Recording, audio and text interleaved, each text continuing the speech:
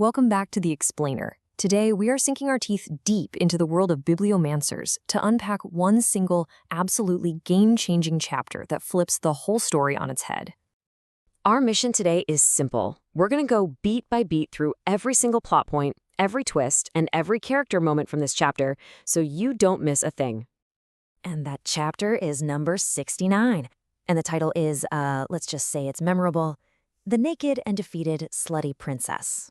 Yeah, it's a title that's designed to shock you, for sure. But it perfectly sets the stage for Maria's journey from her absolute lowest point to her greatest victory. So, picture this. She is completely trapped. Her family is being held hostage by her own father. His army is literally at the gates, and she is just drowning in guilt, thinking this is all her fault. The question that hangs over this entire chapter is a big one. How do you possibly snatch a win when you are staring at total and complete defeat? Well, fueled by this intense mix of guilt and a fierce love for her family, Maria comes up with a plan. It's as simple as it is terrifying. She's going to trade her life for theirs. And after a night of just soul-crushing despair, it's actually a few words of encouragement from her lover Ronan give her the strength to go through with it. So, here it is, Maria's four-step gambit. On paper, it looks pretty straightforward, but in reality, it is incredibly dangerous. It's a plan that's built on pure sacrifice, a little bit of deception, and a whole lot of guts. The whole thing kicks off on the very fittingly named Plateau of Sacrifice. With her loyal army watching from down below, Maria climbs up to meet her inner circle, ready to give them what could very well be her final orders. You can just feel the weight of these goodbyes as she ties up all the loose ends. There's a really tender moment with M.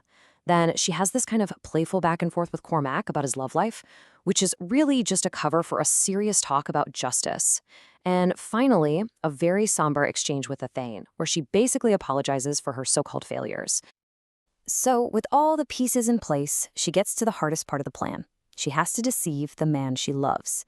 She tells a small, innocent-sounding lie that sends Ronan off to see the Thane, and in that split second, Maria slips away.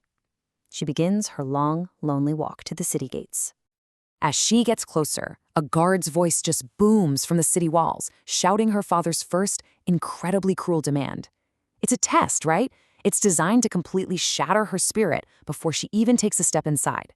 But Maria doesn't even flinch. She agrees, but with one condition.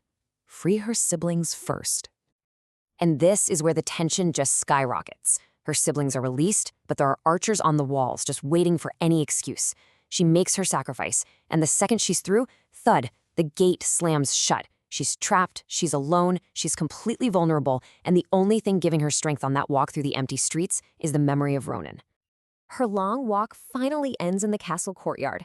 Surrounded by the royal guard, she finally comes face to face with him, her father, the king. He doesn't greet her with relief or even anger, no. Instead, he gives her this slow, mocking clap, and then slaps her hard across the face.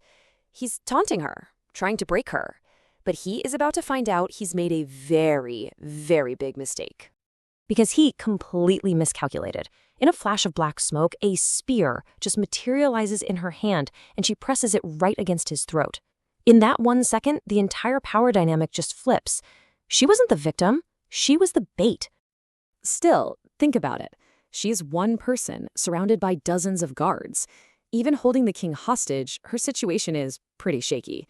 And her most powerful ally, the dragon, is nowhere to be seen. And then a voice comes out of nowhere and gives us our answer. The dragon wasn't late, he wasn't missing, he was there the entire time, having walked invisibly right at her side. The dragon explains that his absence was totally intentional. He knew she had the strength to conquer the city all by herself.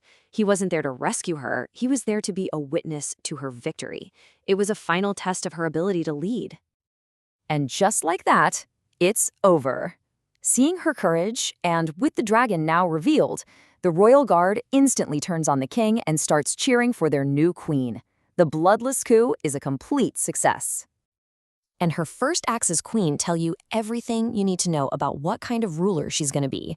For the murderous priest, it's a swift execution, but for her own father, she chooses justice, not vengeance.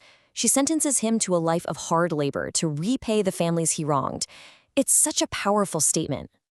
Outside the gates, a furious Ronin, who literally had to be held back by the Thane from charging in after her, finally reaches her.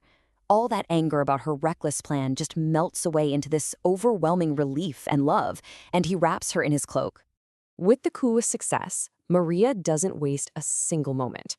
She immediately starts setting up her new government, appointing ministers, annulling forced marriages, and preparing for her coronation the very next day.